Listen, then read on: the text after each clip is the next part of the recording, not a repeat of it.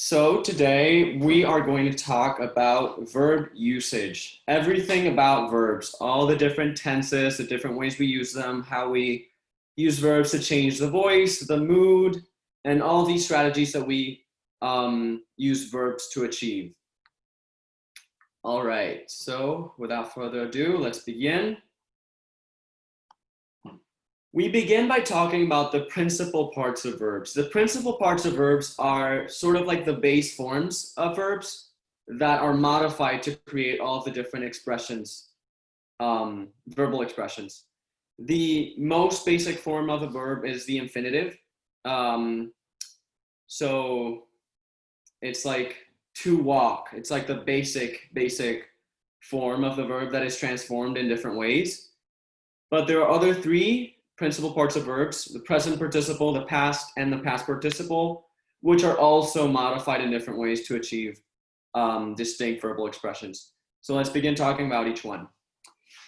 Infinitives. The infinitive is the basic verb form. It's basically formed by using to plus our verb. So to walk, to run, to cry, to fly. Those are just some examples. Pretty straightforward. So I'll just keep going and then I'll let you guys have questions about all the forms combined. Next up, we have the present participle, which is formed by using a form of the verb be plus our main verb with the suffix ing, which is a conjugation. So the examples would be is trying. So we always use that ing in the end because it's an ongoing action, is what we're sort of trying to achieve here. And was going. So there's two different tenses for the present participle, which we'll get into a little bit later. Regular verbs. So before going into the past and the past participle, we're going to talk about regular and irregular verbs, because that's sort of a distinction that we have to make, because in irregular verbs we can't really predict how their past and past participle forms will behave. However, we can do that for regular verbs, so that's what we're going to talk about first. The past and the past participle follow a normal pattern, and that is using the infinitive plus d or ed in the past form. An example is Anna jumped off the ledge onto lower ground. So jumped is a regular verb and it's conjugated to the past by using ed after jump. And if I remember correctly, the way we decide if we add d or ed is if it ends in a consonant or vowel. So then we have the past participle, which is a form of have plus the infinitive plus d or ed, depending again on the letter or the sound that ends the verb. An example of a past participle is we have searched everywhere and still no sign of the animal. All right, does everyone follow so far? Yeah, cool. This is a pretty straightforward topic, and I'm sure most of you have already, if not mastered, definitely been exposed to this before. So I will go kind of fast, and let's see if we have more time for exercises. So of course I'll give you time for questions, but I'll kind of take 2 or 3 slides and then ask questions, or give the floor to questions is what I mean. All right, let's move on to this little chart that outlines the 4 principal parts of the verbs decide and design. So the infinitive of decide is decide. Present participle would be is deciding. Past is decided, and past participle is has decided. In the same manner, to regular verb as designed, infinitive is designed, present participle is designing, past is designed, and past participle is has designed. So you can see that with regular verbs, it's pretty straightforward, pretty easy to just put any verb here and go through the same rules and make their four principal parts without any trouble. All right, moving on to irregular verbs, which are definitely a little harder. And after we go into the interactive activity portion, I want to do a little sort of memory exercise for the forms of irregular verbs. So we're going to make a chart like this together and try and see if you remember all of the forms of irregular verbs. All right, irregular verbs do not follow standard rules for past and past participle, and they are constructed by using a form of be plus present participle or a form of have plus past participle. And this is an example of an irregular verb with sentences. So an infinitive would be, let him become the man he's meant to be. A present participle would be, I have to say it now or I will regret it forever. I don't like the person Laura is becoming. So that's a present participle of the verb become. Past is, do you think I became the boss by sitting around waiting for an opportunity to come to me? Became, that's the past. And the past participle, look at them. They have become fine young men. Does everybody understand how the transformations work here? The point with irregular verbs is that you don't really know how to apply a rule, to make them transform to past and past participle. You just have to memorize on a case-by-case basis. And I trust that you know most of these already, or at least a whole lot of irregular verbs, because your English is pretty advanced already. This is probably the most important topic we're going to touch on today, the verb tenses.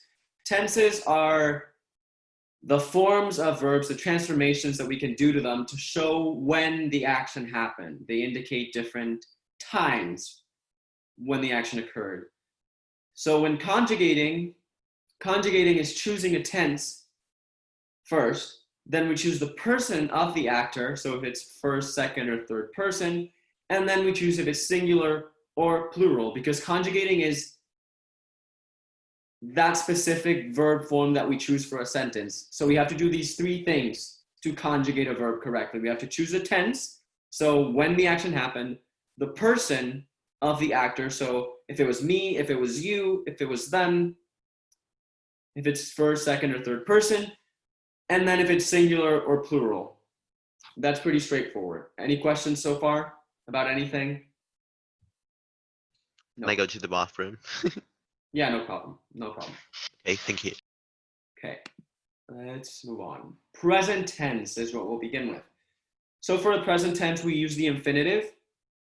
And the only interesting rule that we can add on to here is that for the third person singular, we add S or ES to the infinitive, depending again on what they end, what letter ends the word. And okay, basically understanding how the present tense works, the action takes place now, is repeated regularly, or is a condition that is true at any time. So an example of the first criteria, I walk over to his place. This is me when I'm like telling a story. So this is an action that takes place now, right? Second possibility is it's repeated regularly. So every day I walk up the steps of the library as if it were the first time. So I walk up, and I did you a favor when I made this presentation. I'm gonna use the verb walk for all of the examples of verb tenses so that you guys can see a little consistency in how we transform and use the verb. So I hope that helps. And then a condition that is true at any time, walking is good for you. Do these three examples make sense? Do you understand how to use all of these three? Okay, good. Not very hard, is it? All right.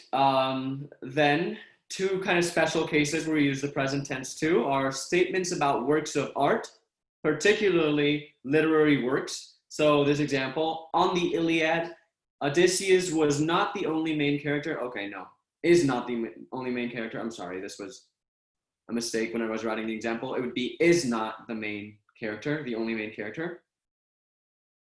So this actually works as an example of what not to do, if that makes sense. So yeah, you use the present tense when you're talking about literary works. And then there's something called historical present. When I'm narrating a story or history in any case, and I want to sort of give the past events a special immediacy. I want to make the person believe that they're in the action. I do it like this. An example. On May 15th, 1811, Velasco finally surrenders. Does that make sense? It happens in the past, but I'm sort of trying to put the person back in that context, right? I'm not narrating it as if it's something that already happened. I'm narrating it as if the person were in the middle of the story. Does that make sense? Cool, cool, cool. Because that's an interesting strategy to use when you're writing a story. Not just write in the past, but make the reader believe that they're in there. Okay. All right, let's move on. So I'm going to also do a table for each of these tenses for the verb cry, so you can compare the different conjugations of the verb cry, which is a regular verb that should make things easy for you. So as you can see, the verb cry is just written cry in any single person or plural, singular, excepting the singular third person, which is the one that I signaled as an exception, where we use S or ES after the word, depending on where it ends. In the case of cry, we actually change the Y to an I. Does that make sense? That happens with other words that end in Y, like fly. Okay, let's move on to the past tense. Before we move on, anyone have any questions about the present tense? Or is it all clear? I have Okay. about the historical present. Yes. Can you give me an example where you can use for an historical present to tell a historical present, please? Okay. Suppose that I'm telling you a story about, let's just put this in a context that you guys will find useful. Say I'm talking about the night before my application was due. I'm writing an application essay and I'm like writing about that for some reason. I look to the past and I write, as I'm sitting in front of my computer, I see the time and it's 11:53 p.m. I have 7 minutes to turn in my application. That is using the historical present because the truth is that action already happened. I'm using the present to make you feel like you're in my story, but it's in the past. Does that make sense? Yeah, totally. Cool. I know. I didn't know the intention, but now I do. Thank you. No problem. No problem. All right. Let's move on to the past tense. The past tense is pretty simple as well. We just use the infinitive form and we add D or ED depending on the ending of the word. And here the rule is much simpler than in the present tense. We use the past tense if the action occurred and was completed entirely in the past. And our example would be, they walked briskly towards the theater. They couldn't miss the function. So the verb walk, again, conjugated in the past. That's the only way that we use the past tense, and it's pretty straightforward. So I guess that makes sense. And we'll go on to the table and then see if you guys have any questions about it. This is way too simple, isn't it? I mean, the verb cried is the same in every single form. So I won't read every single little sentence or phrase. You just have to know that the past tense is pretty simple. I mean, they're all the same. So if you have any questions about it, I'll answer them. Anyone? Nope. All right, let's move on. Future tense.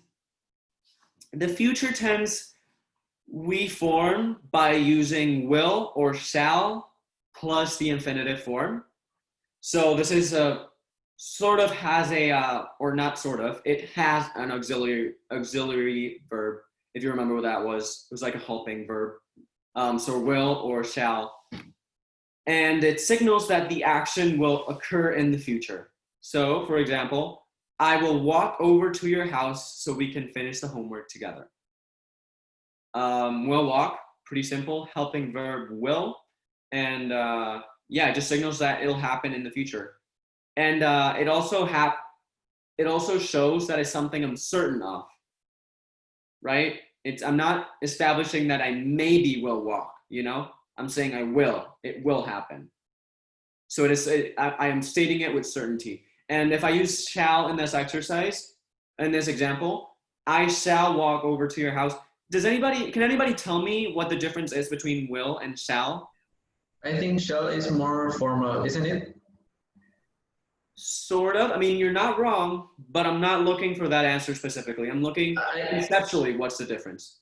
I think there is another answer, which is shall means should in the future tense. Doesn't it? It does. It doesn't. That's a great insight. So yeah, what shall means is it's sort of saying what's supposed to happen, you know? Yeah. Like it's not just saying it will happen. It's apart from the fact that it will happen, it's supposed to happen. Like I shall walk over to your house. It's like I'm making a stronger statement, you know? I'm not just doing. The difference I think would be is I will is a pretty declarative verb. It's just stating a fact, whereas shall also implies that I believe it's correct. I believe I should go. Does that make sense? Yeah. Okay. Let's move on to this little chart. The future tense conjugation of cry.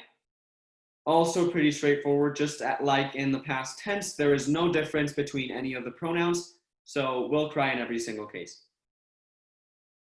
Any questions about the future tense?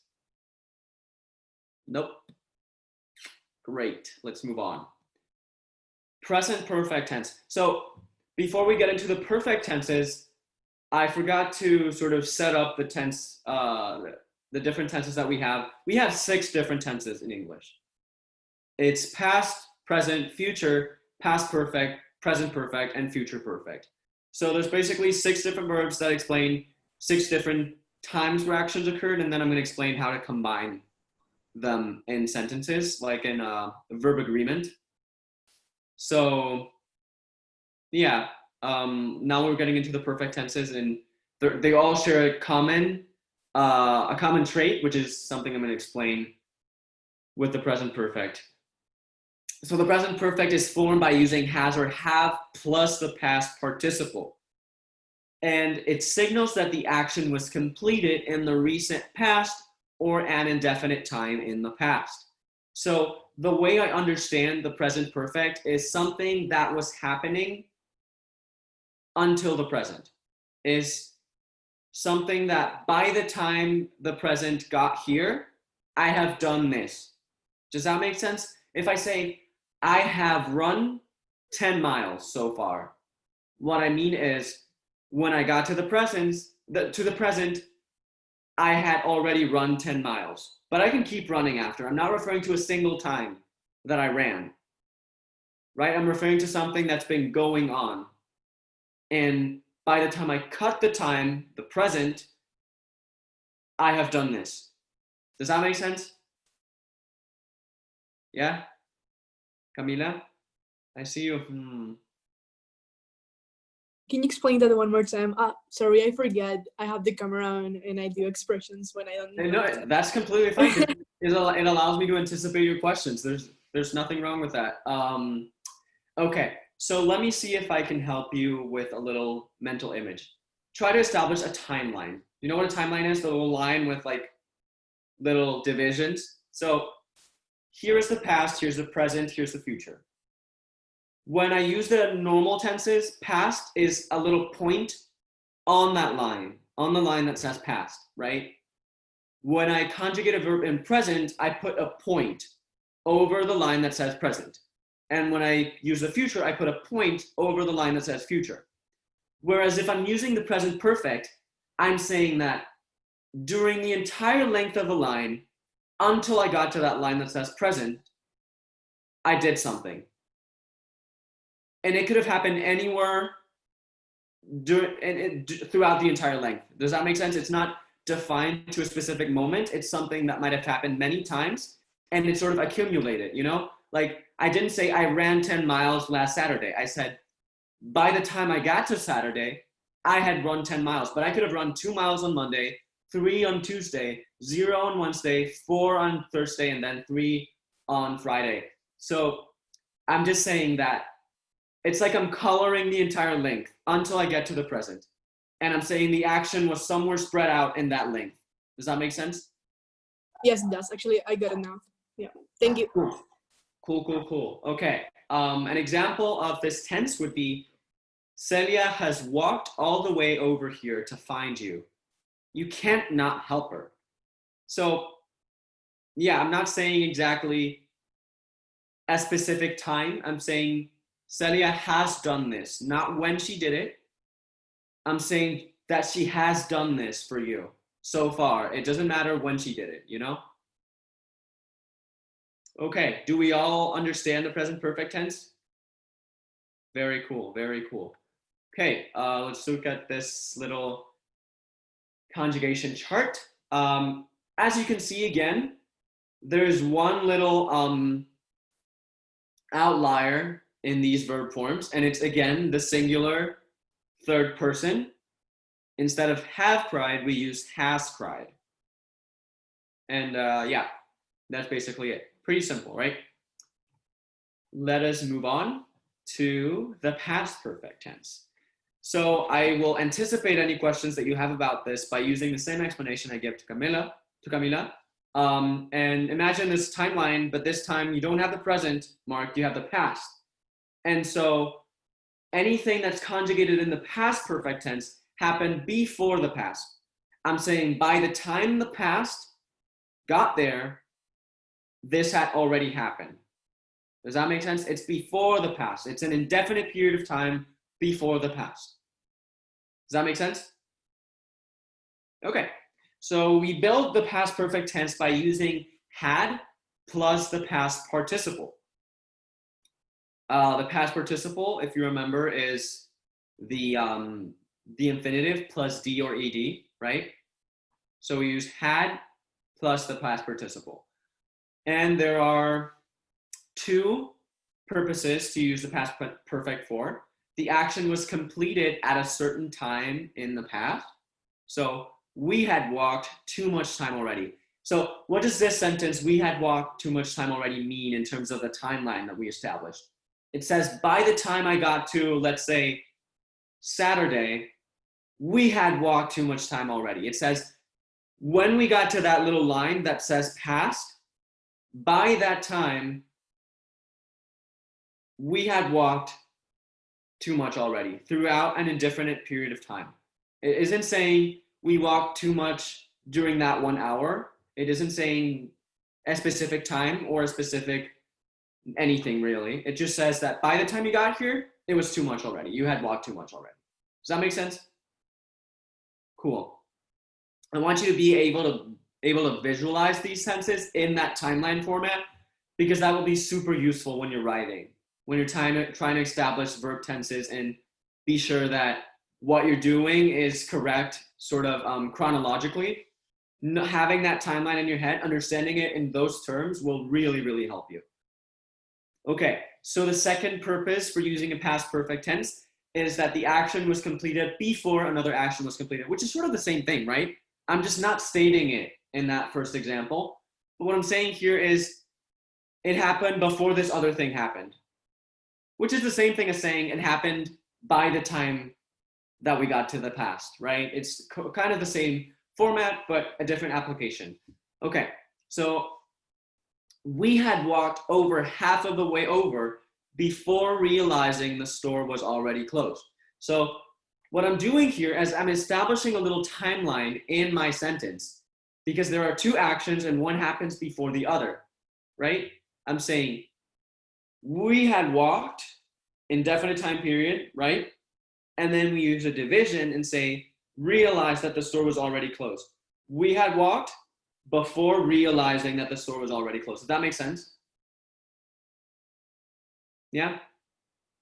Okay. Very, very good. All right, so let's move on now. Okay. A little chart. This is, again, very simple. It's just had plus the past participle. No problems here, right? All the same. Okay. Moving on to the last of our tenses, the future perfect tense. And in this case, we use will or shall plus have plus the past participle. So it might be a little confusing that we use the past participle for the future. If you guys are finding this a little confusing, I understand.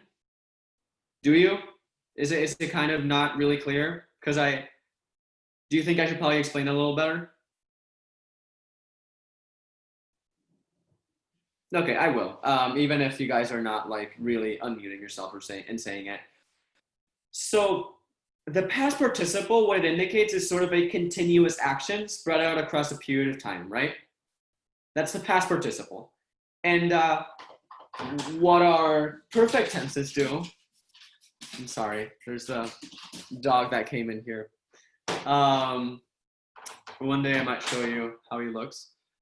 The future perfect tense, what it's doing is the perfect tense is establish that little cut right on the timeline. And so the three different perfect tenses, what they do is put the cut in different places, right? The cut might be in the past, in the present, or in the future, but the participle fulfills the same function, which is telling us that something happened in a spread out period before that cut got there, right? So it fulfills the same function in the past, in the present, or in the future, because it's saying something happened before this other thing happened, before the cut, right?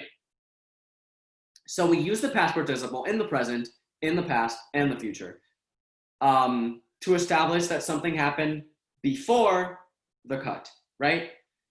Okay, so we use the future perfect tense to establish future action that will be completed by a certain time. Does that make sense?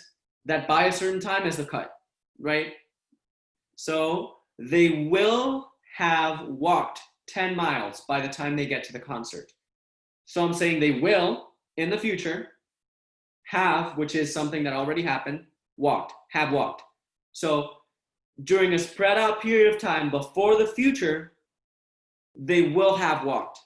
Does that make sense? Okay, so I'm going to try and rephrase this. It's kind of difficult to understand because there's sort of like a movement along the timeline that's sort of hard to understand. I'm establishing a point in the future. When they get to the concert, that's my cut in the timeline, right? Correct?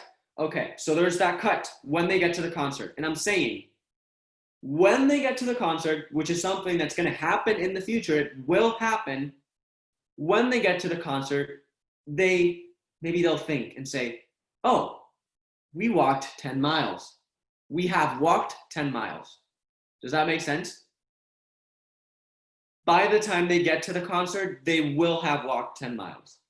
Okay, this is basically as clear as I can make it. So if you don't understand it, I'm sorry, but you're going to have to look it up. Okay, let's move on. Our little chart, future perfect tense conjugation of cry. I will have cried. You will have cried. He, she, it will have cried.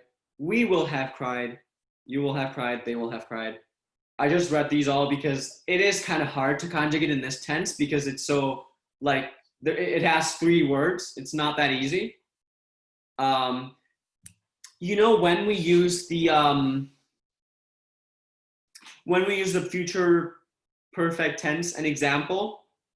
I don't know if you guys have ever heard this in a show or something, but when someone died, like your grandma, say your grandma, and you say, next Saturday, she would have been 100 years old. Because by the time we get to Saturday, she would have been, and then in this case, I'm using would, which is a modal, and it establishes like a doubt. But in the same way, we can say, by the time I get to Saturday, I will have lived 100 years. Does that make sense? When I get to that Saturday, 100 years is what I will have lived. Not before, not now. By the time I get there, I will have lived 100 years. Okay, moving on. Tenses of infinitives and participles. So we have two tenses for infinitives and participle, and they are present and the perfect, just perfect. Okay, so for the present, action occurs at the same time as that of the main verb. So my two examples are, I love to walk. So walking occurs at the same time as loving. Does that make sense? Okay. And then when we use the participle, walking towards the living room, I noticed something was off. So as I'm walking towards the living room, I notice, and I'm sorry, this is wrong, actually. This example is wrong. It should be notice. I notice something is wrong. Does that make sense?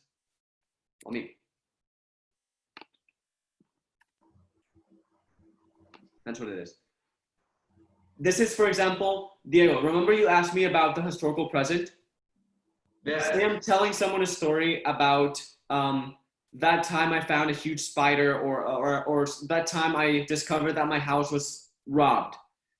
And I look back in my mind and I say, walking towards the living room, I notice something is off.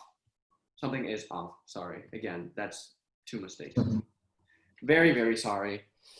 But yeah, it's basically saying that I notice as I'm walking. They're happening at the same time. Does that make sense? Yeah, teacher, but I would like to ask you if you can use that strategy in a formal way as well as an informal way, using the historical present. In a formal way. Okay. Yeah, let me see. I'm just asking if you can tell that story by that way, informal and informal. I mean, the same story? No. But a story or history? Yes. So I'm trying to come up with an example. And for example, the Velasco example. Yeah.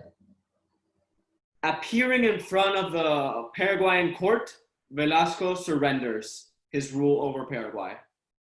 So yeah, I'm saying that, or no, standing in front of the court, Velasco surrenders his rule of Paraguay. So I'm saying as he is standing, or as he is standing in front of the court, he surrenders. They're happening at the same time.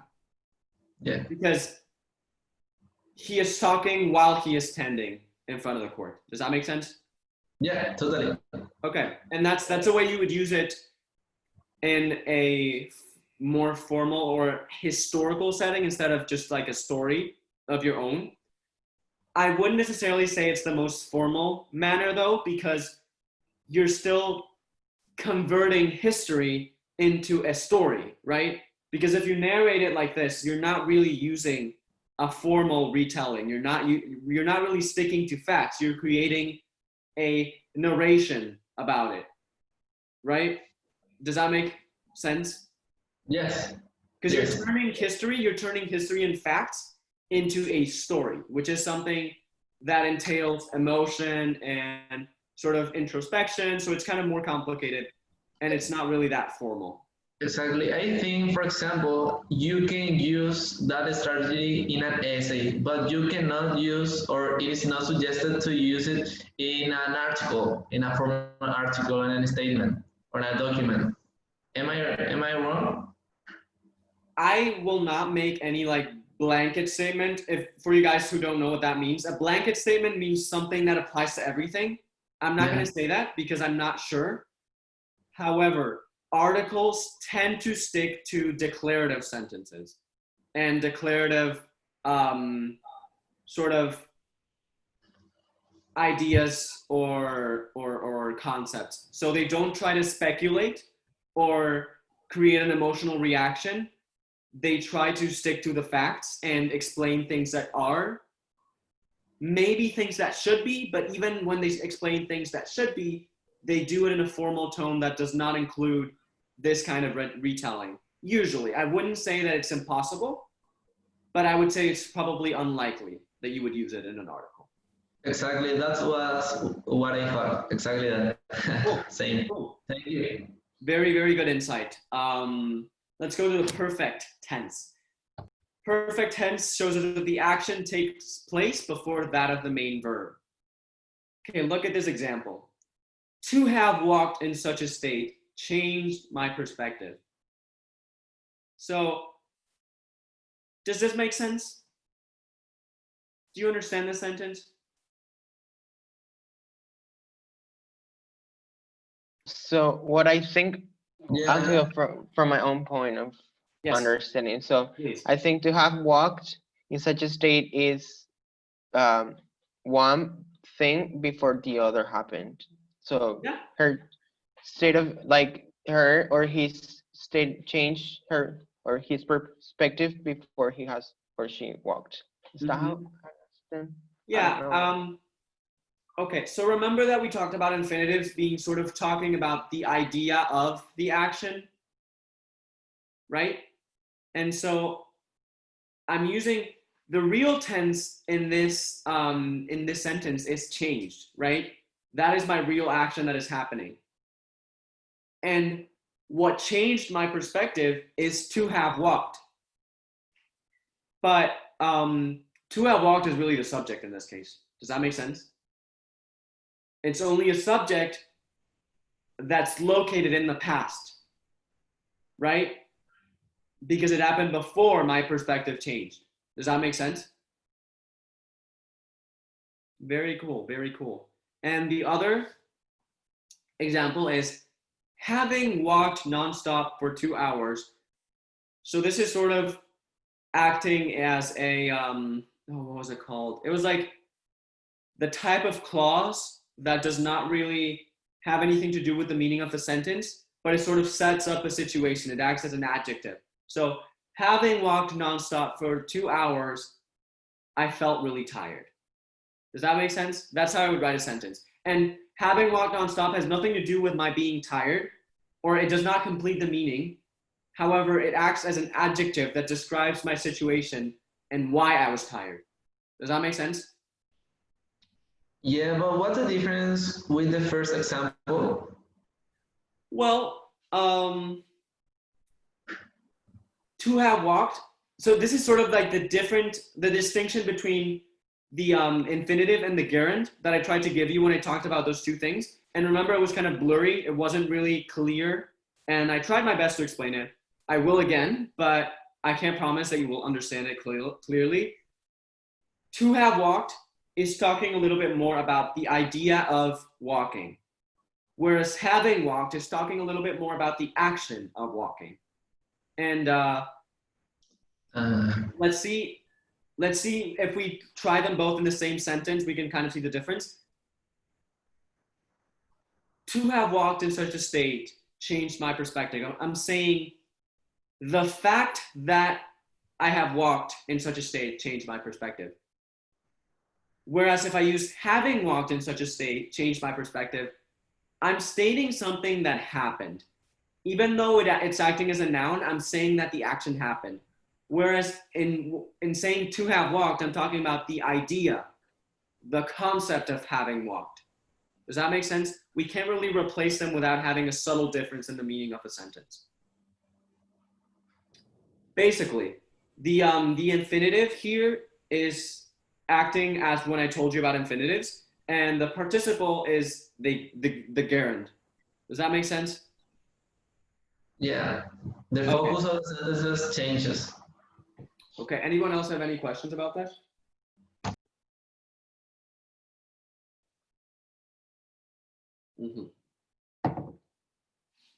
Okay, let's move on. The progressive form, not politics, verbs. Form of the verb be plus the present participle. It describes continuing action. Very, very straightforward. I mean, present participle is just, this. Okay, the present progressive, are crying, is something that is happening in the present. Does that make sense? Present participle is crying, and yeah, there's different tenses. The 6 tenses can be progressive. Is what I'm trying to say with this chart. So you can apply every single tense to the progressive depending on the helping verb, the form of the verb be, plus the present participle. So are crying, were crying, will be crying, have been crying, had been crying, will have been crying. So I'm establishing that within that distinction of time that I'm doing with each of the 6 tenses, this action is happening. Does that make sense? So my tense places the action within one of the periods. It places an indefinite period before the past if it's past perfect. It places it in the past when it's past. It places it at an indefinite period before the present when it's present perfect. It places it in the present when it's present. It places it in an indefinite period before the future when it's future perfect, and in the future when it's future. And within all of those 6 possible placements, we have a possibility of doing the progressive form, which is saying that in that period that we placed our action, it is happening. Does that make sense? Is it sort of clear how to understand this in the sense of the timeline? Great. Okay. Basically, it's saying that the action is not concluded. That's what it's saying. It's happening. So it's just a change of your tense to sort of place the reader in the middle of the action a little more. Like something is happening, you just have to know when it's happening. Yeah, exactly. Yes, ma'am. Okay, let's move on to the emphatic form. So the emphatic form is formed by using the present or past tense of the verb do plus the infinitive. And what it does is adds emphasis to the present or past tenses of a verb. So there's just 2 ways of doing this with the present or past tense. So with do or did. This is, okay. When someone's, for example, doubting my statement, she's saying, I don't know, let me see. They're asking if, say that I'm home with my wife and she's been working all day and it was my job to help my kid with the homework. And she's asking sort of like she doesn't trust me, like if I help the kid with the homework. And I'm like, I did help the kid with the homework. It's not just enough to say I helped him. I did help him. I'm like emphasizing that it did happen. Does that make sense? Okay, and this works in the present and it happens in the past. I do. Like, for example, when someone is saying, you don't care about me, I do care about you. Instead of saying, I care about you, because you understand that they're doubting it, so you're trying to reduce that doubt by emphasizing the fact that it did happen. Okay. Someone have any questions about the emphatic form? No, thank you. Okay, I guess I did make myself clear. Okay, so we're going to talk about modals now. There are 9 different modals: could, do, did, may, might, must, shall, will, and would. And what they do is they provide shades of meaning, is a direct quote from the book that I was reading to make this class. So yeah, pretty colorful language there. They provide shades of meaning. So yeah, I'm gonna talk about how each of them works. And they not only provide shades of meaning, but they also make our tenses work, some of them, right? Like will or shall, or do or did. They make our tenses work the right way. So how to use them? Can or could express ability to perform the action of the main verb, both in the present tense or in the past tense. So I can really see what's happening here. I can see, I have the ability to see what's happening here. Does that make sense? I could have done this better. I had the ability of doing this better. Does that make sense? Can and could? Cool. Moving on to number 2. Do and did express negative statements or ask questions. So first, I do not care what you say to me. I did not care one single thing about what she was saying to me, right? I'm using them to explain that, yeah,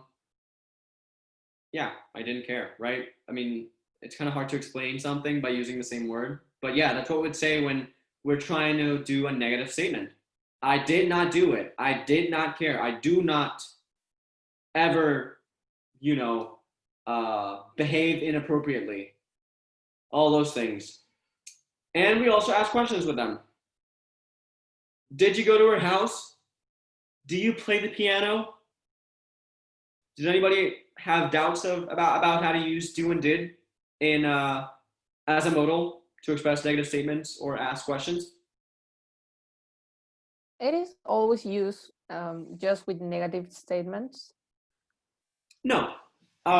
So there's 3 ways, right? 1 is emphasizing, Yeah. that I explained before. 2 is express negative statements, and 3 is asking questions. So those are the 3 ways in which we use do and did.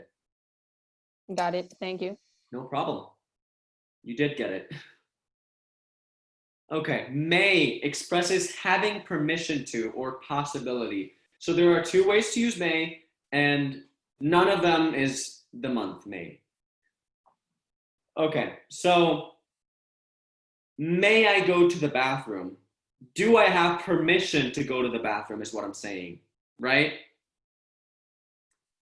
But I also say I may go to the bathroom when I'm saying there's a strong possibility that I will go to the bathroom.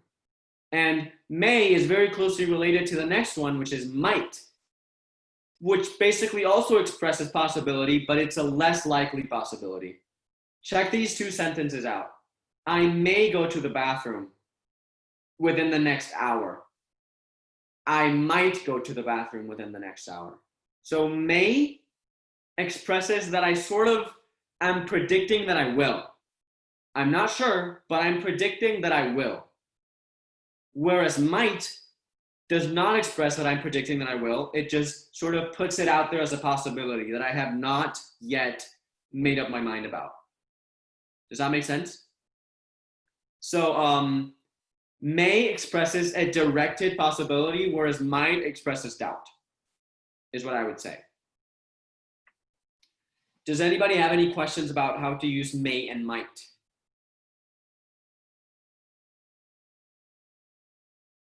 Also, just a fun fact, may is the future tense of might.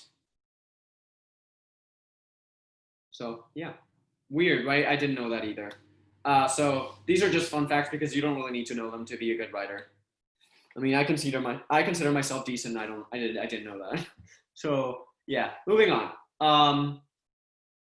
Must. So when we use must, we are stating that the action of the main verb is required.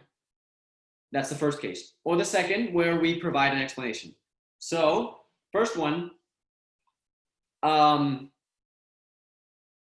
must put a stop to this right now. So I'm saying that putting a stop to this is required. That's what must is for in this case. Or to provide an explanation when saying, for example, let me illustrate this scenario to you. I'm going to meet with my friend Sabrina at the library, and I go to the library and I don't see her, so I tell myself, oh, she must be running late. I'm explaining why she's not there. Does that make sense? Okay.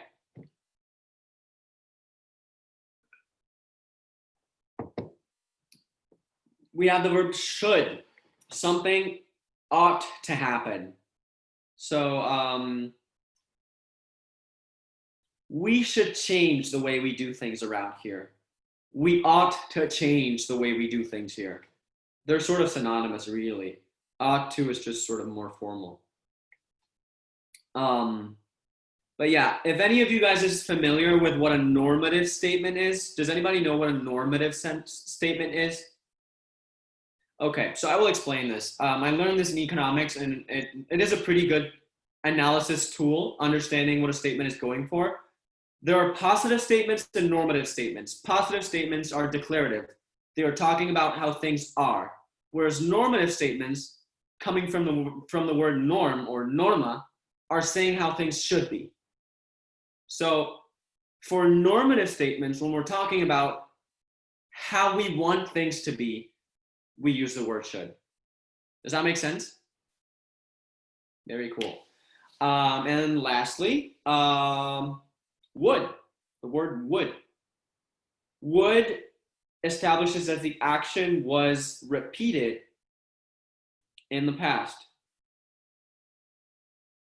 So when I'm talking about, suppose that, I'm going to get a little morbid for some reason again, but suppose that some relative of mine died, like my aunt, and I'm talking to someone about her, and I'm saying, yeah, we would go to the park every Wednesday and talk about birds for hours. We would do this because we would do it over and over again. It was repeated a lot in the past. It's something that used to happen regularly. We would go to the park every Wednesday. Does that make sense? That's something that you do a lot when you're remembering someone or something. That's why I use the example of the aunt that passed away. Okay, so let's, sorry, before I move on, does anyone have questions about modals? Anything? So you use would for talk about past habits, right? Yep. Yep, exactly. Very good, very good. Great. Thank you. Hey. Okay, would is also used for, I forgot about this, for possibility in the future. So maybe we would be able to change this. It's like will, but I actually think would is the past tense of will. I think that's what it is. Yep, I think that's what it was. Either way, it's expressing a possibility in the future as well. Yeah, it is. I remember that. It is a past form of will. Yeah, Yep. because I think like you can say, I will talk to my grandmother, and then when we wanted to say that you did in the past, it would be, I would talk to my grandma. Exactly. Yeah. When you report a statement from the past. You know, I'm trying to be more clear about the other function of would, and I found the example. It's used for conditionals a lot. If I could get to my house in time, I would be playing PlayStation, for example. It's saying if something happened, I would. Does that make sense? That's how it works as a possibility. Okay, moving on to consistency and tenses. When actions happen at the same time, use verbs in the same tense. Throughout a paragraph, keep the tenses consistent unless you're using a strategy, unless there's a clear intention why you would change the tense. But usually we try to keep our tenses consistent. Even throughout an entire essay, for example, we keep our tenses consistent, usually, because it just looks sloppy if we don't. Even if we change it in a paragraph, unless there's a clear reason why we changed it, it looks sloppy. So an example is, I held her tight while she broke down in sobs. So held and broke are both the past tenses of hold and break. So yeah, that's what we do. We keep the tenses in the same manner unless we have to, unless we do something that I'm going to show you here. This is how the perfect tenses work with their normal counterparts. Shifts in tense. Shifts in tense indicate the relationships between tenses in sentences. So there are 3 ways of doing this. The first one is past perfect for an earlier action and past for a later one. I had spent 10 years in the company before I became the marketing manager. I had spent before I became. Past perfect, past, right? And I'm saying that the past perfect happened before the past, correct? And I'm using it in the same sentence and it works. Same thing with the present perfect and the future perfect. It's like establishing that timeline, right? Using that indefinite period before we get to the cut. And it works with either of the 3, past, present, or future. So I can say, I have walked a very long stretch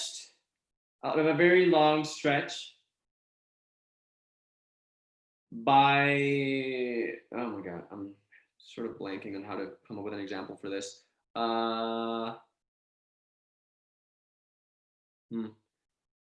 Okay, I'm gonna go with the future first. By the time I get to the concert, I will have walked 10 miles. That is an example of how we use both tenses in one sentence. When I get to the concert, I'm saying like when that happens, I will have walked, right?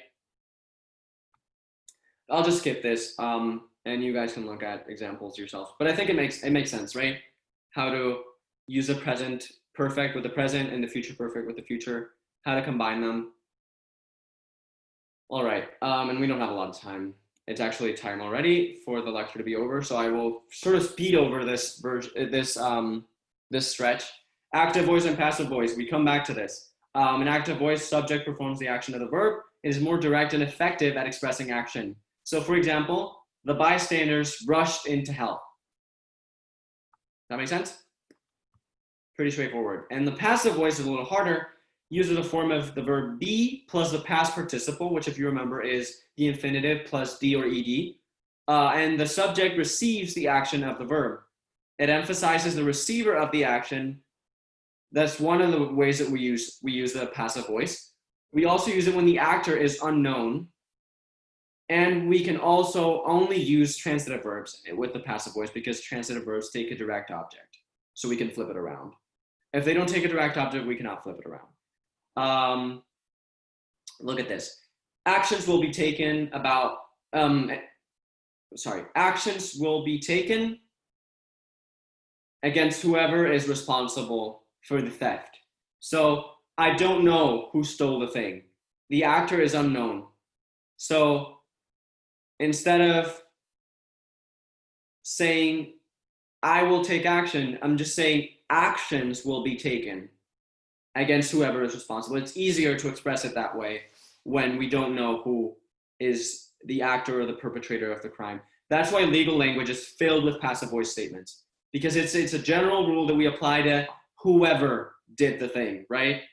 And we find it a lot in formal language too, because it's not like a narration, right? Narrations have a clear subject usually, so we don't need the passive voice as much. Also, when we emphasize the receiver of the action, so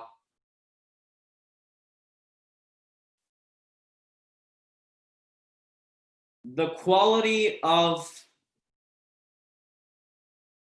the piece performed by Mozart was exquisite, and I am emphasizing the direct object. I'm emphasizing the piece that Mozart performed, right? Not Mozart. I'm using sort of Mozart as a qualifier or an adjective. I'm not really. I'm not really thinking the whole structure through, but we are talking about the performance as the subject, even though Mozart, we know that Mozart was the one performing it, right? We're trying to emphasize the receiver of the action. Because if we ask the question to find the direct object, we would say, performed what? The piece, right? The musical piece. So that's a direct object. And we're using the direct object as a subject, right? And we know that the direct object is the receiver of the action. Are you following my line of reasoning? Okay. Sorry if it was unclear. I'll just go over it again quickly. Direct object is the receiver of the action, and we flip the sentence around when we want to emphasize that direct object. In that case, Mozart performed the piece. Piece was direct object, and we flipped it around. Piece performed by Mozart. Okay, moving on. Mood. Verbs can express mood. The indicative mood is more frequent, and then we have the imperative and subjunctive, which are a little more complicated. Indicative mood is easy. It's just sort of declarative sentences, statements of facts, and also questions. So yeah, pretty simple. It's the normal way we talk in conversation and all that. And I don't really want to explain it with an example because we're over time right now.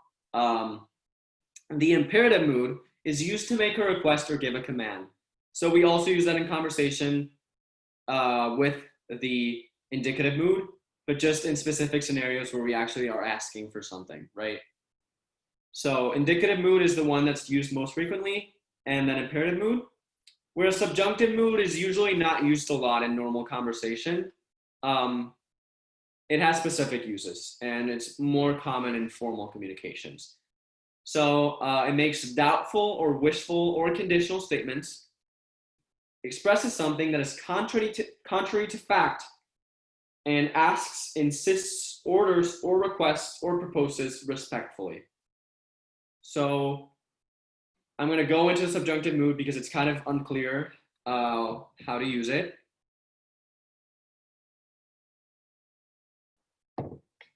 There are several rules that we employ to use the subjunctive mood correctly. We use be for the present subjunctive regardless of the subject. We use were for past subjunctive regardless of the subject. And this is because we mostly use forms of the verb be with subjunctive statements. We also use other verbs, but mostly the verb be. That's why be and were are so important. We use the infinitive form for any other verb, regardless of the subject and regardless of the tense. So for the past subjunctive of verbs other than be, we add had as an auxiliary verb plus the past participle. Okay, so we also use it for something that is not true or that you doubt, starting with the word if, as though, or that. Examples of the subjunctive mood: let it be known that we will not tolerate such behavior. This is like a leader of a company or a country talking about a rule that will be instituted. Like say that ISIS just attacked the United States, and the United States president goes live and talks about it, and he says, let it be known that we will not tolerate such behavior. He's establishing a rule, and he does that in the subjunctive mood. Have you ever seen this used before? Okay, and the other way we use it is, for example, if I were you, I would not be speaking in such manner. So this is using or doing something that is contrary to fact. So I am not you, right? We know that I am not you, but I'm saying if I were you, it is contrary to fact, but I'm establishing that possibility. If I were you, I would not be speaking in such manner. Correct? Does anybody have questions about subjunctive mood? Can you explain when do you use it again, please? Okay. Yeah. So when you're doing conditional statements, for example. If this were true, I say where. That's the conjugation of my verb to be. So if I were you, blah, blah, blah, blah, blah, blah, blah. Doubtful. If this were true, if I want to make an order, let it be known that blah, blah, blah, blah, blah. It's like I'm making a new order, a strong statement of what is going to happen. Let me see. Would you be so kind as to pass me my pencil? Request. Then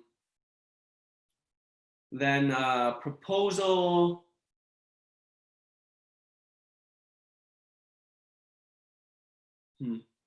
Yeah, there's many uses for it. And I'm blanking as to like coming up with examples with every single use, but it's usually used in formal settings to express possibility, a wish, or a conditional.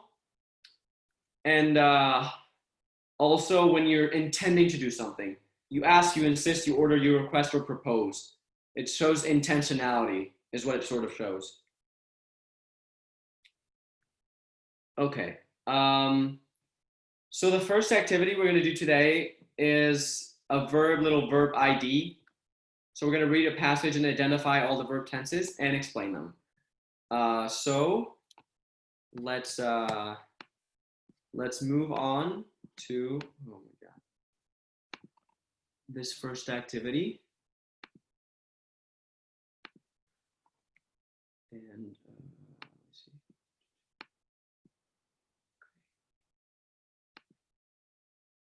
Okay, this is my little passage.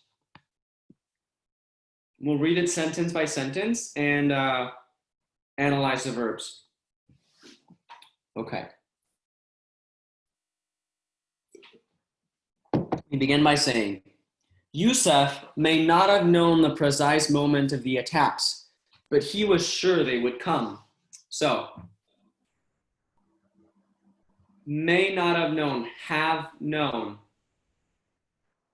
So, he may have known. What am I doing with this verb right now? What tense is it, and what intention am I using? What's the purpose of that verb? It is present perfect, isn't it? Or past perfect? It is past perfect in this case. Okay. Yeah. And it is establishing a possibility. It is establishing a hypothetical scenario in the past. That's what it's doing. It's saying it is possible that in the past, he didn't know the precise moment of the attacks, right? But he was sure they would come. Okay, he was sure.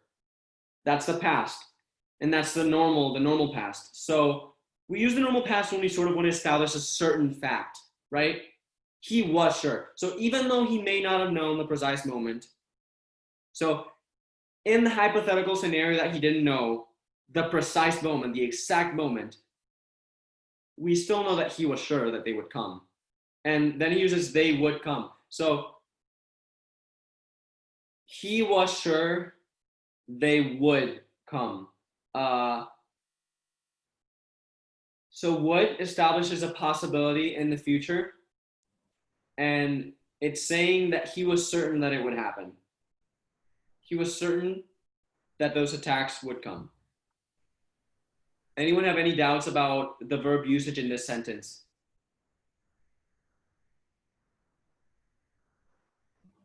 No? Okay. Let's move on to our second sentence. After all, he had set them in motion 7 years before in Manila. So he had set them in motion.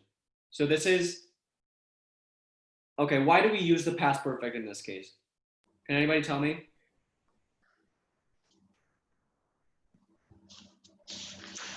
So this is about the 9/11 attacks.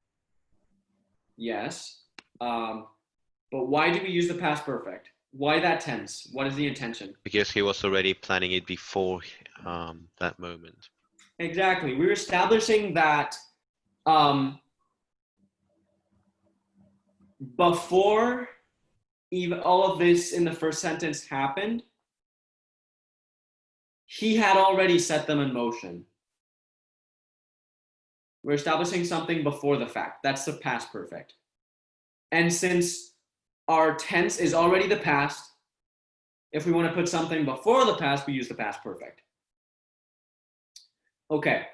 The idea of hijacking jetliners laden with fuel and using them as missiles to take down great buildings had come to the bomb maker after he had tried to kill 250,000 people with his first Twin Towers device in 1993. This is a long sentence. Let's look at the verb forms that we have here. So we first have hijacking, and we really have a parallel structure here. Hijacking, using. Those are two verbs in the same form. They're both participles. And as I said before, participles are not a verb tense because they're not expressing an action that is happening. They're expressing the idea of, right? It's a plan in this case, what they're talking about. So does anybody have any doubts why these two verb forms are used in this case? No, you understand? Okay, it's used basically as the idea of doing something. Good. Moving on to, okay, look at this. He used the participles and he also used the infinitive, using them as missiles to take down to take down great buildings. So can anybody give me any insight as to why he used both the participle and the infinitive?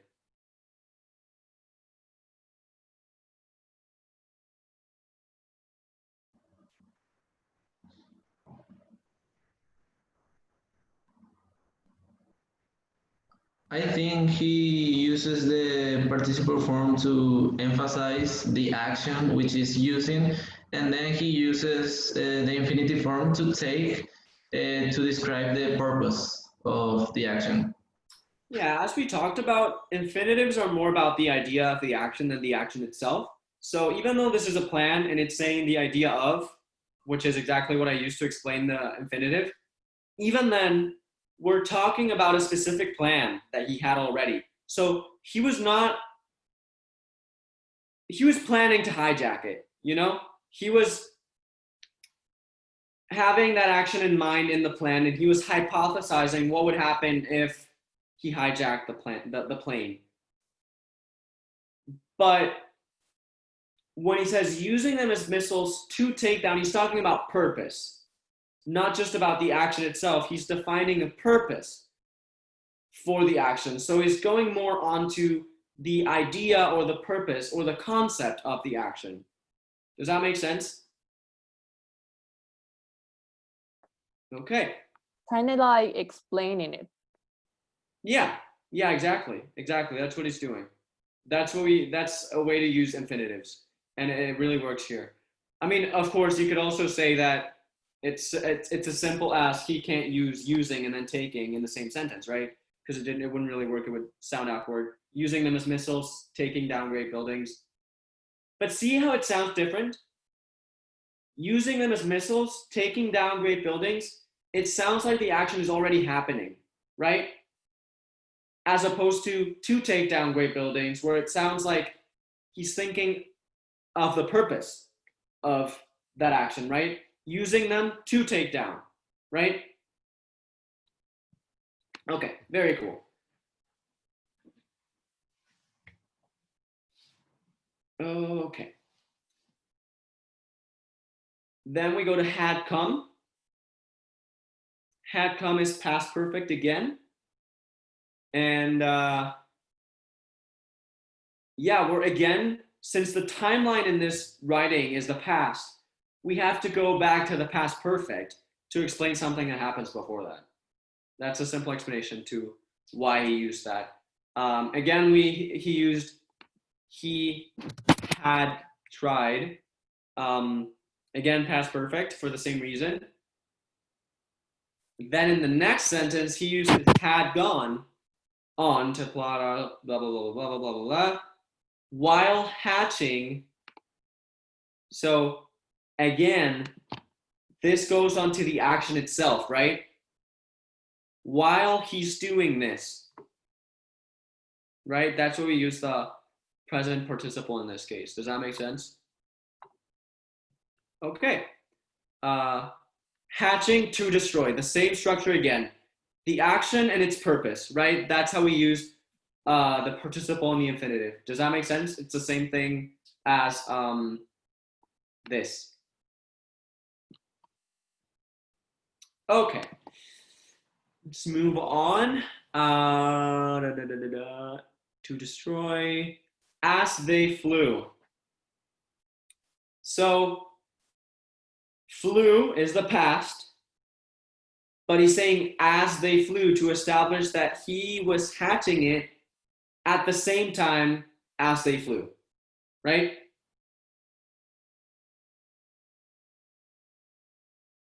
Okay. Do you guys understand this this clause here? Does that make sense? Because it's kind of complicated. It's not an easy structure to understand. Both of the action happens at the same time, right? Yeah. So Because of the as word.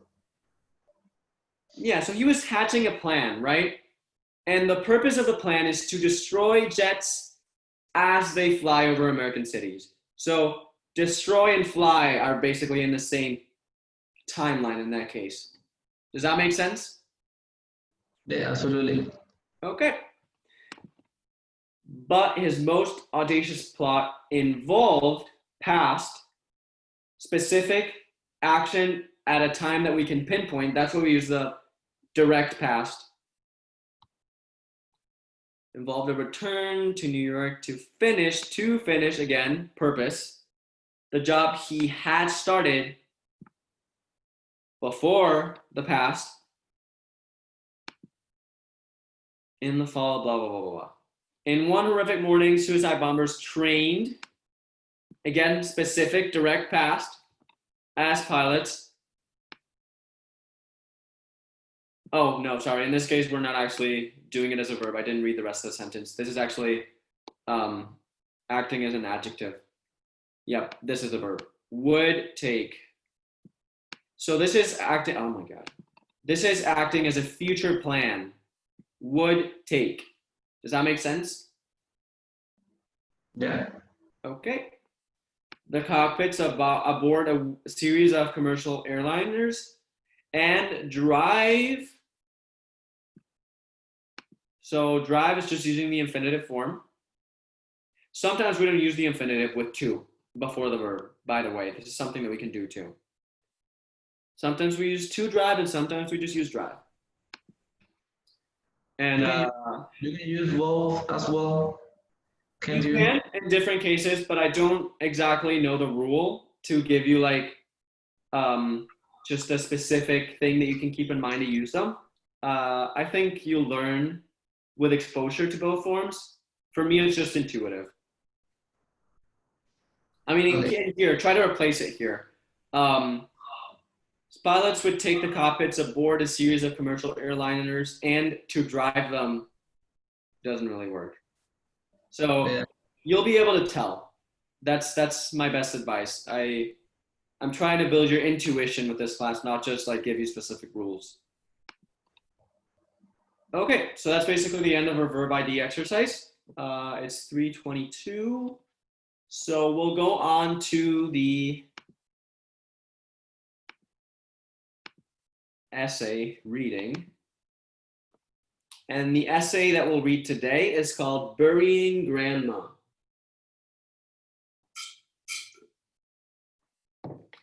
Today, I ask you that you pay special attention to the verb tenses to ask questions about verb usage in the essay.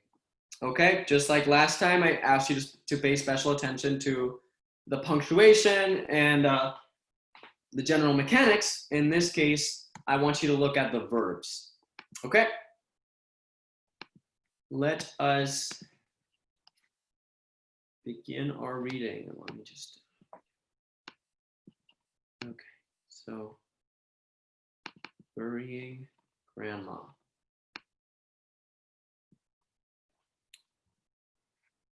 By the way, I think this is a beautiful essay. I hope you like it as much as I did. They covered the precious mahogany coffin with a brown amalgam of rocks, decomposed organisms, and weeds. It was my turn to take the shovel, but I felt too ashamed to dutifully send her off when I had not properly said goodbye. I refused to throw dirt on her. I refused to let go of my grandmother, to accept a death I had not seen coming, to believe that an illness could not only interrupt, but steal a beloved life. When my parents finally revealed to me that my grandmother had been battling liver cancer, I was 12, and I was angry, mostly with myself. They had wanted to protect me, only 6 years old at the time, from the complex and morose concept of death. However, when the end inevitably arrived, I wasn't trying to comprehend what dying was. I was trying to understand how I had been able to abandon my sick grandmother in favor of playing with friends and watching TV. Hurt that my parents had deceived me and resentful of my own oblivion, I committed myself to preventing such blindness from resurfacing. I became desperately devoted to my education because I saw knowledge as the key to freeing myself from the chains of ignorance. While learning about cancer in school, I promised myself that I would memorize every fact and absorb every detail in textbooks and online medical journals. And as I began to consider my future, I realized that what I learned in school would allow me to silence that which had silenced my grandmother. However, I was focused not only with learning itself, but with good grades and high test scores. I started to believe that academic perfection would be the only way to redeem myself in her eyes, to make up for what I had not done as a granddaughter. However, a simple walk on a hiking trail behind my house made me open my own eyes to the truth. Over the years, everything, even honoring my grandmother, had become second to school and grades. As my shoes humbly tapped against the earth, the towering trees blackened by the forest fire a few years ago, the faintly colorful pebbles embedded in the sidewalk, and the wispy white clouds hanging in the sky reminded me of my small, though nonetheless significant, part in a larger whole that is humankind in this earth. I could resolve my guilt. Before I could resolve my guilt, I had to broaden my perspective of the world, as well as my responsibilities to my fellow humans. Volunteering at a cancer treatment center has helped me discover my path. When I see patients trapped in not only the hospital, but also a moment in time by their diseases, I talk to them. For 6 hours a day, 3 times a week, Ivana is surrounded by IV stands, empty walls, and busy nurses that quietly yet constantly remind her of her breast cancer. Her face is pale and tired, yet kind, not unlike my grandmother's. I need only to smile and say hello to see her brighten up as life returns to her face. Upon her first meeting, she opened up about her 2 sons, her hometown, and her knitting group. No mention of her disease. Without even standing up, the 3 of us, Ivana, me, and my grandmother, had taken a walk together. Cancer, as powerful and invincible as it may seem, is a mere fraction of a person's life. It's easy to forget when one's mind and body are so weak and vulnerable. I want to be there as an oncologist to remind them to take a walk once in a while, to remember that there's so much more to life than a disease. While I physically treat their cancer, I want to lend patients emotional support and mental strength to escape the interruption and continue living. Through my work, I can accept the shovel without burying my grandmother's memory.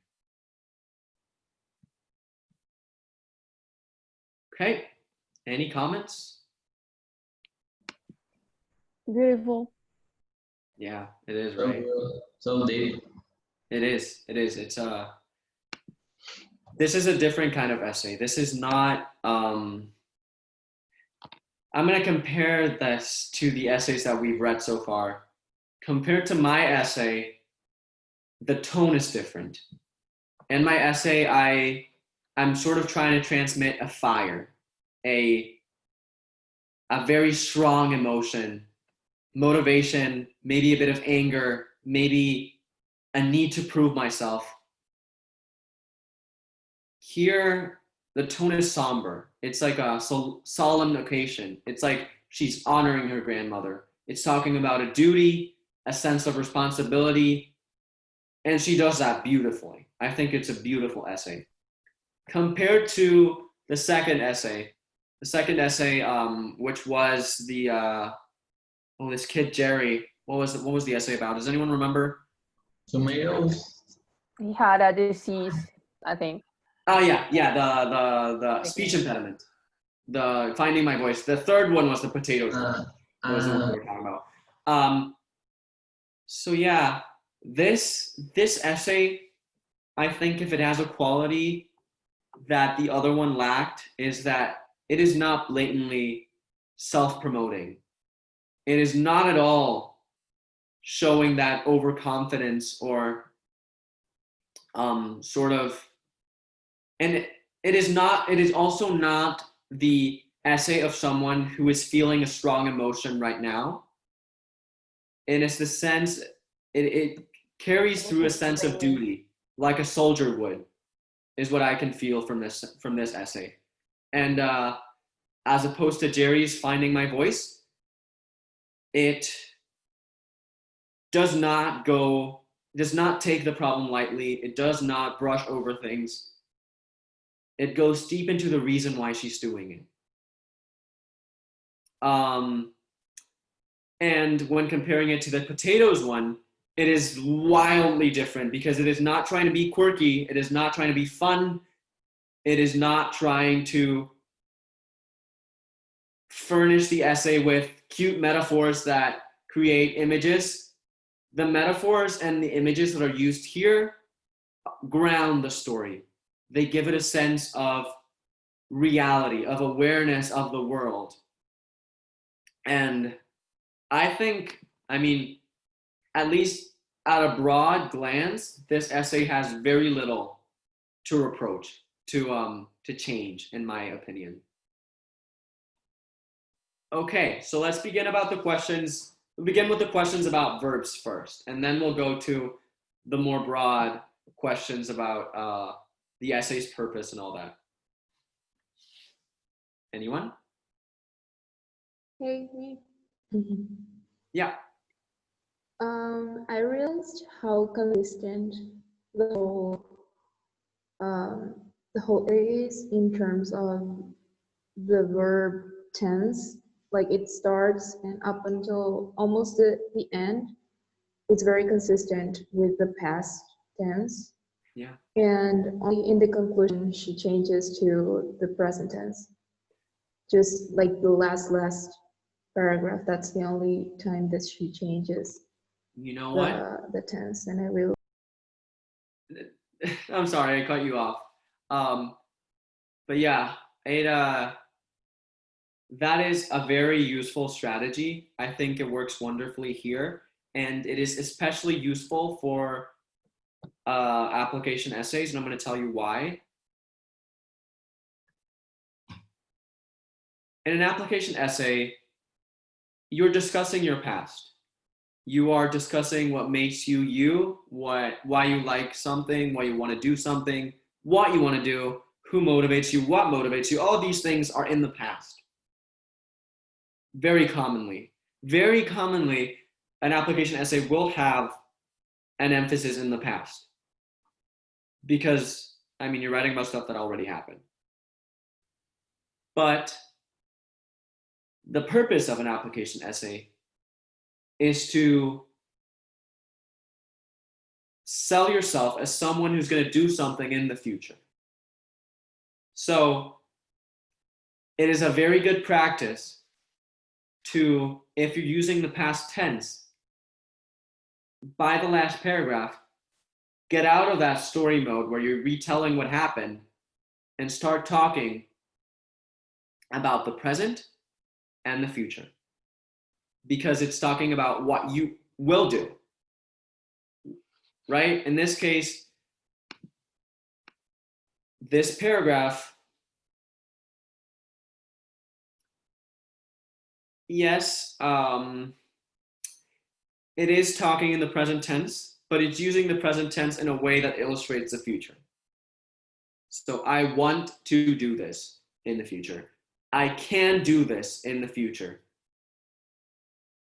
Because it uses words like through my work, I can accept the shovel. So even though it says I can accept the shovel, it doesn't place it now. It says through my work. Through is a word that understands a period of time, right? So it's saying through my work, I can do this.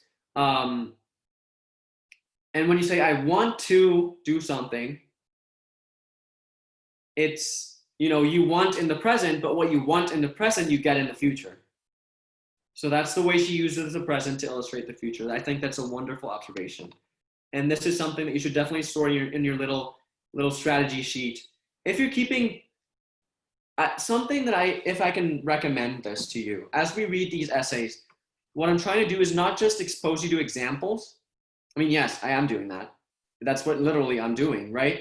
But what I'm trying to do is give you a sense of the different ways you can tackle an essay, the different strategies that you have at your disposal to push forth a message. So something that could help you is writing down observations as we talk about this for things that you can use in the future, right? Strategies that you could find useful when you're writing your essay. If I may suggest that, it could be really cool for you to have a sheet. And also, I think when the course is over, I will make available to you these examples and all my class, all my class materials, if you need them. I probably won't pass it out in an email, but if you want them, you can ask me for them, and I can pass you the excerpts and the passages that we use for the exercises, and also some exercise ideas. Don't be afraid to ask me for those kind of things.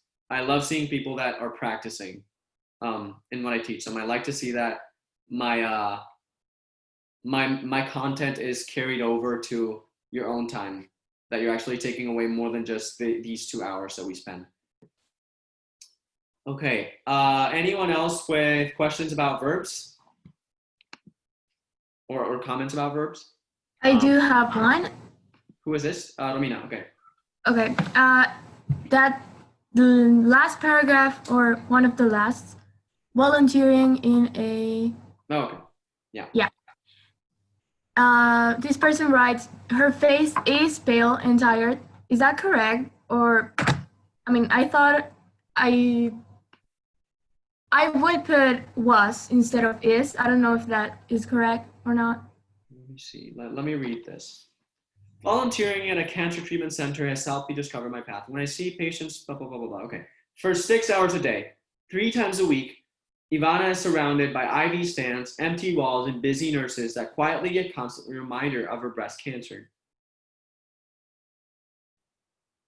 Doesn't she use the historical present here? Yes, she does. And the way she does this is, and I think it is correct, because she sets it up this way.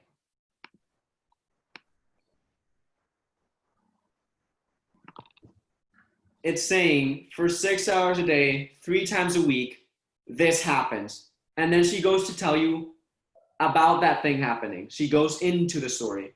This is how she's signaling she's going into story mode, sort of. And yeah, because this is like, see in movies or in like TV shows when they have little like the screen sort of like go cloudy and sort of take them to the past like a flashback, this is what's happening here. For 6 hours a day, 3 times a week, this is happening. Does that make sense? Yeah, she kind Yeah, of thank you. flashback. Yeah. However, a possibility here is that it might be better to separate this in another paragraph. That is something that you might consider doing. I don't think the tense is incorrect. However, you could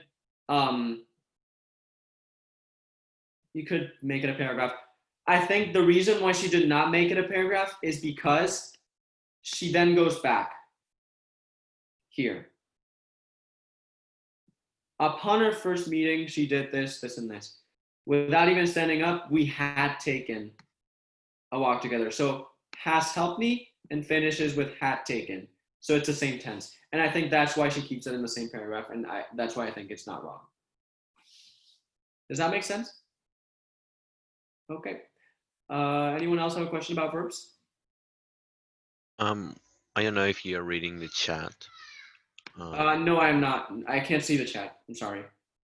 Oh, so I just wanted to ask, I would really like to have the essays. Like if you Oh, can yeah. send them by email. Absolutely.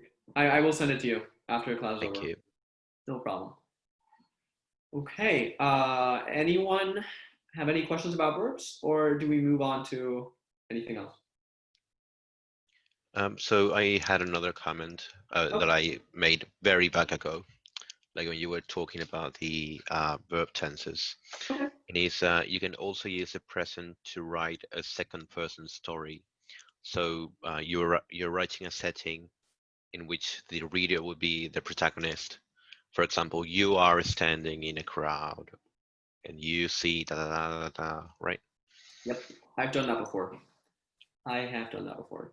If you guys want, and you guys can tell me if you want this, I can show you some of my academic work that I've written for school for my writing classes. I think it could be cool for you to see how it is when you are at university already, not just the application stuff. What are you majoring in? I am majoring in psychology right now and minoring in Chinese and business economics. But I was kind of all over the place my first year. So this now is when I actually sort of decided on something. Before that, I was kind of doing classes everywhere. I was taking chemistry, I was taking math, I was taking writing, I was taking psychology, biology. It was all over the place. But the point is, I have some material that if you guys want me to show you at some point, some pretty interesting essays that I wrote, especially for my writing class. So yeah, my professor, this is a fun fact that I'm kind of proud of. My professor actually asked me to use my essays in his class as examples. So that was pretty proud of that. Yeah, anyway, bragging aside, let's move on to the comments about the story's theme, I guess, because no one else has questions about verbs. So, anyone? Comments, questions about the story itself? Anything? Yeah. So I think it's a coincidence that you show us this essay, because this was for an admission, right? Like Yes. to get into college. Yeah. So yesterday, I think yesterday or the day before, I was in a webinar where they were talking about writing for your essays, and the speaker mentioned that one of the hardest things to do, and it's not likely recommended to write, is about death in general. And I asked myself, like, what does that mean? Like, and then when I see it here, it's very, like, I have a very good understanding of what he meant by that, because it's a hard task to do, and so you need to find like a balance of how to write about. So I just wanted to comment about that thing. Yeah, I agree. It's not, but also that's what makes it stand out, right? Writing about the easiest topics will usually mean that more people will write about the same thing, right?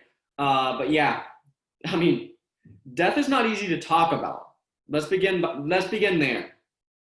And because it's not easy to talk about, when we do talk about it, it's hard to be forthcoming. What does being forthcoming mean? It's sort of a fancy word. Forthcoming does not mean honest. Honest means telling the truth. Forthcoming means drawing into yourself and sharing, not just not lying, but being generous with the truth, sharing a lot, going deep into what you feel, and talking about something so impactful, so hard to talk about in your life, something that affected you so much, is hard. So it's very easy to feel like you have to talk about it, but you're not ready to talk about it. And the essay remains shallow. It remains inconsequential because you're not really going deep into how it changed you, how it affected you. This essay, it has a grace that is very hard to match because this girl, she has gone through so much because of this death of her grandmother. But you can see that she worked on that. You can see that she thought about it. She didn't avoid the topic. She thought about how the death of her grandmother affected her. She thought about how to honor her. And she came up with a very, very tasteful way of honoring her memory in an essay instead of using death for clickbait, because people do that. People say, and I've heard this from applicants myself, and I've thought it too, even though I didn't necessarily do it. This is what they want to hear. I need to make a sob story. I need to talk about death. I need to talk about, my sexuality. And I did talk about my sexuality, but it's the way you do it. I didn't use my sexuality for them to believe that I was special. And that's the way to do it. You go deep into what something means in your life. What's the role? How it affected you, how it changed you, how it made you the person you are now. And that's what she does. I mean, the death of her grandmother changed her, made her become a driven, duty-bound person that is going to make sure she finds her place in the world. Because she's not just doing it for herself or for money or for prestige. She's doing her to honor the memory of one of the people she loved the most. And it's beautiful to read, but it's hard to write. Okay. Anyone else?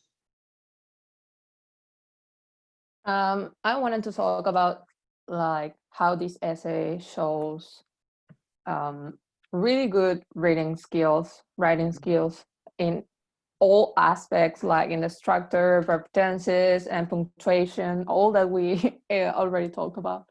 And it kind of comparing this to the potatoes one, and that one had the problem of the end. Like it was really, yes. And this one is just fluent. You just go over it, and it contrasts with the other one. It has a really good fluency. Yeah, you know what? As much as writing about a topic that is close to your heart is difficult because of how hard it is to come forth with those words, how to being forthcoming is hard. But once you do it, and I know this from experience because this is very similar to my essay in that sense. Even in the way they're written, if it's close to your heart, it flows. If you're forthcoming, if you feel it, if you're truly trying to share who you are, it shines through. It is clear because it just flows. I remember that the first time I wrote my essay, it took me 30 minutes to write the whole thing. And then I changed a lot of things. But that first draft, it flowed because it came from the heart. And I think that is something that you can definitely see here as well. You can see that she's not doing this for clickbait. She's not trying to show you how good she is. I mean, yeah, she's aware that she has to, and she does. But she honors the topic. She gives it the importance and the solemnity that it deserves, and it shows. Whereas you can tell that the potatoes girl, she was thinking about being clever. She was thinking about being smart and about selling herself, and that's not wrong, but she lacked the cohesiveness that comes with a strong emotion. Because if you write with emotion, that emotion will shine through the entire thing. And when you're writing to fulfill your bullet points, it might not. And I think that's a good observation.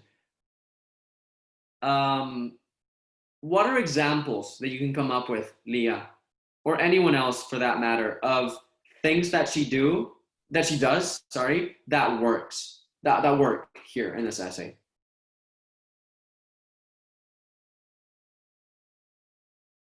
Like what? Well, any kind of strategy. I mean, any strategy that you see that's happening here. There's I a lot really, of really like the way she talked about the trail behind her house. I think that's a pretty interesting metaphor for. So there she had like an epiphany, and she elaborates on that.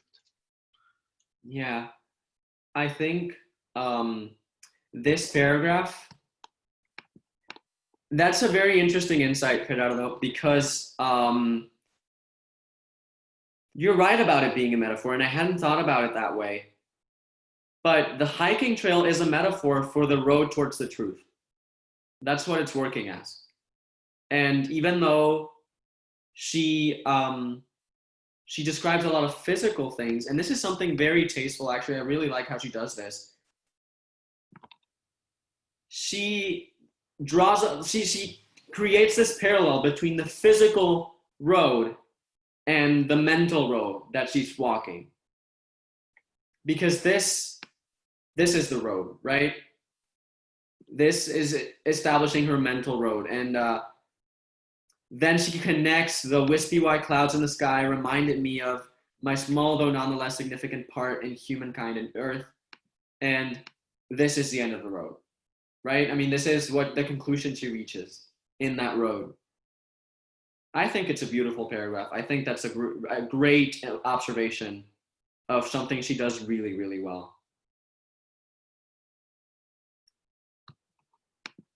Okay, anyone else? I think that it's something really important too, how she mentioned this lady, Ivana. Yeah. It gives you like a more personal feeling about what she's feeling. Yeah. And considering this, I mean, obviously this is supposed to evoke a lot of emotion. But if we looked at this from the point of understanding the purpose of why she did it, being an oncologist is very much driven by the need to help people. I would say mostly anyone who becomes an oncologist does so because they know someone that had cancer, someone maybe that they couldn't save, or someone that they want to be able to save, someone that drives them towards this desire of being able to help. And that is something that I recognize about that profession specifically. Of course, this is coming from her heart. She might have not thought it as a strategy, but understanding it from that point, because that's what this class is, it is good when you have a profession or an interest that's so people-driven to put a face to that. Beyond her grandma, because her grandma was what drove the initial interest. But this is where she shows her commitment. This is where she shows how she's already started working on it. This shows that she's already on that mental road towards getting to that goal. And beyond the emotional effect, because obviously there is one. I mean, giving hope to people with cancer is a very noble purpose. But beyond that, it also goes to show that she's driven, she's proactive, she's already working on it. She's not waiting to get to university to begin. And she's probably going to make it happen anyway, right? Whether she gets to the university or not, she's already on the path and she's going to find a way there, right? So yeah, I think it's a beautiful way to illustrate some of her best ideas and points. Okay, someone else. You have 7 minutes still. Can I make a request, another one? Yeah, sure. So can you show, please, some essays that are not linked to an extracurricular activity, like essays that are more personal? I don't know if I make myself clear. So your essay was one example, one very good example. Mm-hmm. Okay. So I will make something clear, which is there isn't a distinct division between an essay about an extracurricular and an essay not about one. These are all personal essays, and maybe they are about extracurriculars, but they use extracurriculars as a vessel to project the self, right? In my case, I used more myself as a vessel to project my future extracurriculars and activities and interests, right? But it's rare seeing an essay that has none of those mentions. This essay is mostly about the person, really. I mean, there is, yes, I mean, cancer is the interest, but she doesn't really discuss her extracurriculars much. It's just this paragraph, mostly. But all in all, she is very much sort of analyzing the emotional meaning, not just retelling the specific steps she took to win a tournament or the plan she came up to create a business. But I mean, I can try and find more essays that are about the person, but I think this is still a good example of that. I think it's hard to find that complete erasure of the extracurriculars or the sort of business sense of this application, because it's there, right? Even, it's hard. It's hard.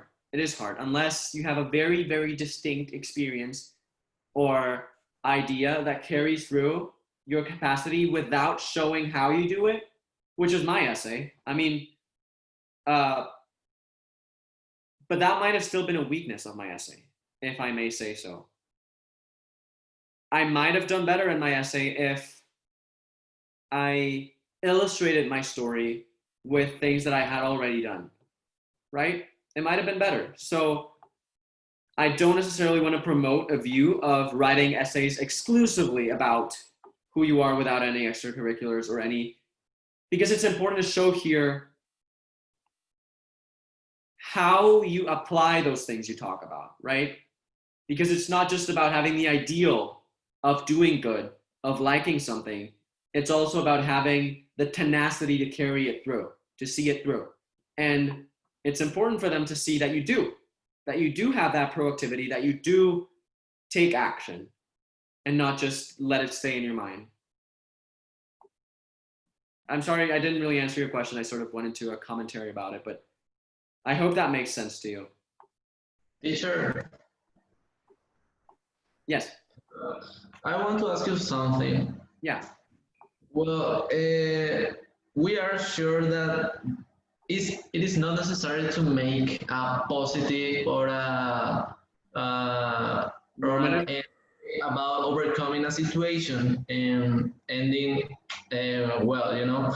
But I want to ask you about the possibility, the motivation in essays. Do you think it's necessary to highlight the overcoming the result? Because here in this essay, I will say that most positive emotions are lack here.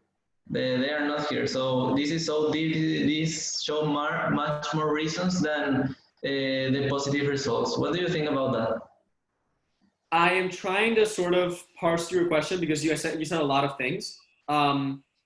So you're asking and commenting on the need to seem positive, Exactly. end on a good note, and be inspirational and show all your motivation. And there's not a simple answer to do that because that's all contingent or dependent on who you are and what your message is, what you have to say.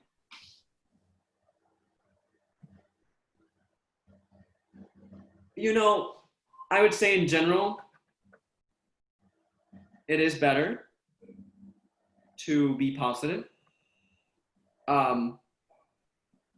Just like as a sort of template, initially, you should understand your essay in the context of you selling yourself as an applicant. And motivated people go far. People who have a reason for doing what they do, people who are motivated and happy generally go farther.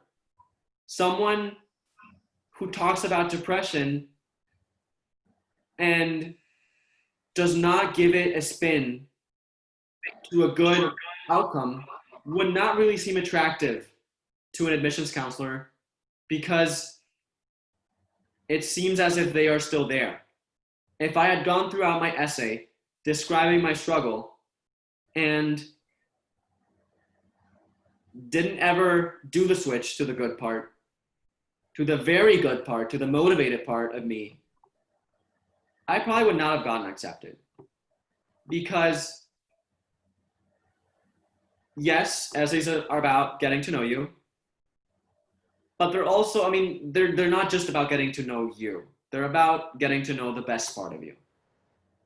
And knowing the best part of you sometimes involves knowing the worst part of you. But they involve knowing the worst part of you to know how you overcame it. They involve knowing the worst part of you to know how you got over that. How despite your adversity, you still carry through.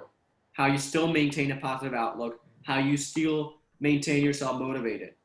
So I would say, as in general, try to keep a positive note. Don't shy away from problems. Don't shy away from real emotions, from things that are tough to talk about. But I would say try to end in a good note. This essay is a very particular case because few people of your age write like this.